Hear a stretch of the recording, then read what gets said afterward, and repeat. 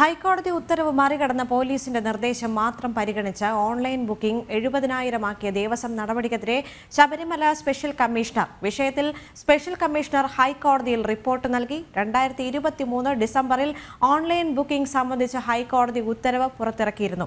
ഇതനുസരിച്ച് ഓൺലൈൻ ബുക്കിംഗിലൂടെ 80,000 പേർക്കും സ്പോട്ട് ബുക്കിംഗിലൂടെ 10,000 പേർക്കും ഉൾപ്പെടെ ദിവസവും 90,000 പേർക്ക് ദർശനം അനുവദിക്കാനായിരുന്നു നിർദ്ദേശം. വിവരങ്ങളുമായി അരുൺ കൊടുങ്ങൂർ ചേരുന്നുണ്ട്. അരുൺ, നമുക്കറിയാം ഹൈക്കോടതി നിർദ്ദേശത്തെ പോലും മറികടന്നുകൊണ്ട് പോലീസിന്റെ മാത്രം ചില തീരുമാനങ്ങളുടെ അടിസ്ഥാനത്തിൽ ദേവസ്വം ബോർഡ് പ്രവർത്തിക്കുന്നു എന്ന് പറയുമ്പോൾ അത് ഭക്തരോടുള്ള ഒരു അനാദരവാണ്. കാരണം ഭക്തർക്ക് ഈ ഒരു മണ്ഡലകാലത്ത് അയ്യനെ ദർശിക്കുക എന്ന് പറയുന്നത് അത് ഒരു ദേവസ്വം ബോർഡിനും ആ ഒരു അവകാശം ലംഘിക്കാൻ അല്ലെങ്കിൽ അവരുടെ ആ ഒരു അവകാശത്തെ നിഷേധിക്കാൻ സാധിക്കില്ല. പക്ഷേ ഇപ്പോൾ ചില കാരണങ്ങൾ ചൂണ്ടിക്കാണിച്ച് അടിസ്ഥാന സൗകര്യങ്ങൾ പോലും അവർക്ക് നൽകുന്നില്ല എന്നത് പോകട്ടെ, അവരുടെ അയ്യനെ ദർശിക്കണമെന്ന ഒരു അവകാശത്തെ പോലും തടഞ്ഞു വെക്കുന്ന ഒരു സാഹചര്യമാണ് ശബരിമലയിൽ ഉണ്ടായിരിക്കുന്നത്.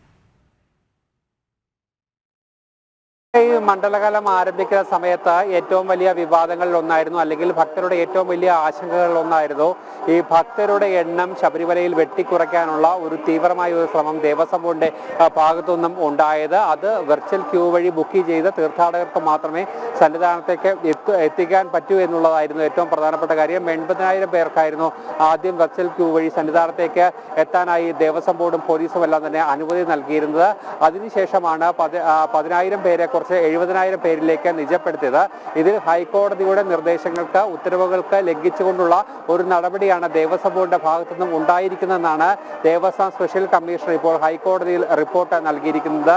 2023 ഇത് സംബന്ധിച്ച ഓൺലൈൻ ബുക്കിംഗ് സംബന്ധിച്ച ഒരു ഉത്തരവ് ഹൈക്കോടതി പുറത്ത് ഇറക്കിയിരുന്നു. അതായത് 80,000 പേർക്ക് ശബരിമല സന്നിധാനത്തേക്ക് ഓൺലൈൻ ബുക്കിംഗ് വഴി എത്താനുള്ള ഒരു അനുമതി നൽകിയിരുന്നു. അതോടൊപ്പം തന്നെ സ്പോട്ട് ബുക്കിംഗ് വഴി 10,000 തീർത്ഥാടകർക്കും സന്നിധാനത്തേക്ക് എത്താൻ കഴിയുമെന്നായിരുന്നു അന്ന് ഹൈക്കോടതി പറഞ്ഞിരുന്നത്. എന്തായാലും 90,000 പേർക്ക് അങ്ങനെ ഹൈക്കോടതിയുടെ അനുമതി പ്രകാരം സന്നിധാനത്തേക്ക് എത്താനുള്ള ഒരു ക്രമീകരണങ്ങൾ അന്ന് ഒരുക്കുകയും ചെയ്തിരുന്നു. അതോടൊപ്പം തന്നെ ഓൺലൈൻ ബുക്കിംഗിൽ ഏതെങ്കിലും തരത്തിലുള്ള കുറവുകൾ ഉണ്ടായാൽ സ്പോട്ട് ബുക്കിംഗ് വഴി ആ തീർത്ഥാടകരെ കൂടി ഇത് സന്നിധാനത്തേക്ക് എത്തിച്ച് അങ്ങനെ 90,000 എന്നുള്ള ഒരു സംഖ്യയിലേക്ക് ശബരിമലയിൽ ഒരു ദിവസം എത്തുന്ന തീർത്ഥാടകരുടെ എണ്ണം നിജപ്പെടുത്താനുള്ള ഒരു ക്രമീകരണങ്ങളായിരുന്നു ആ സമയങ്ങളിലെല്ലാം തന്നെ ഹൈക്കോടതി നിർദ്ദേശിച്ചത്. പക്ഷേ ഈ തുടക്കത്തിൽ എന്തുകൊണ്ടെന്നറിയത്തില്ല ദേവസ്വം ബോർഡിന്റെ ഭാഗത്തുനിന്നും ഒരു നിലപാട് എടുക്കുന്നു. 80,000 പേരെ മാത്രം സന്നിധാനത്തേക്ക് കയറ്റിവിടുക, സ്പോട്ട് ബുക്കിംഗ് പൂർണ്ണമായും ഒഴിവാക്കിക്കൊണ്ടുള്ള ഒരു സംവിധാനം ഇത്തവണ ഉണ്ടാകുമെന്നുള്ള ഒരു കാര്യം Devaswom board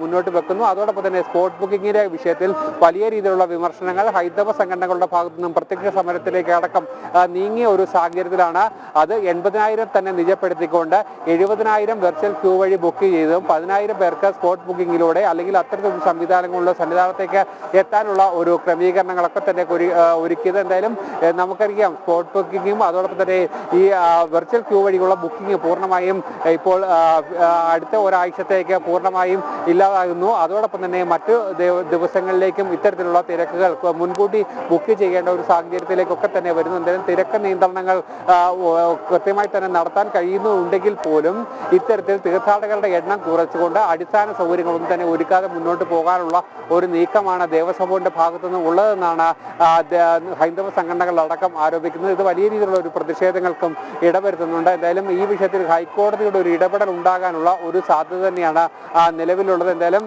special commissioner report കഴിഞ്ഞ ദിവസമാണ് ഹൈക്കോടതിക്ക് സമർപ്പിച്ചത്. ദേവിക.